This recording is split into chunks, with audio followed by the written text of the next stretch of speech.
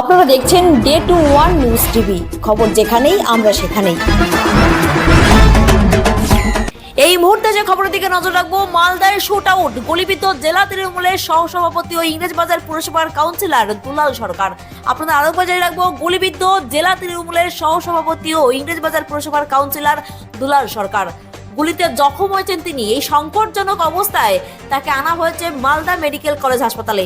আপনাদের আরো জানিয়ে রাখবো, জেলা তৃণমূলের সহসভাপতি ও ইংরেজবাজার পুরসভার কাউন্সিলর দুলাল সরকারকে লক্ষ্য করে চলল গুলি। গুলিতে জখম হয়েছেন তিনি।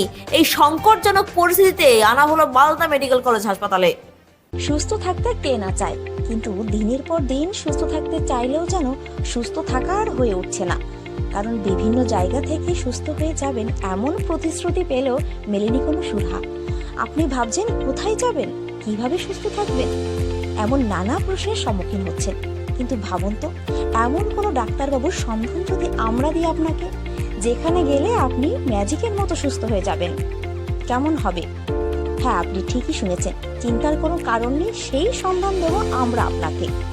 কথায় আছে, ডাক্তার হলো ভগবান, তবে সেই ভগবানের সন্ধান কজন পায়?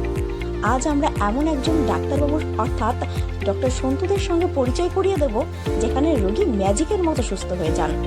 এটা কোনো গল্প নয়, এটাই বাস্তব।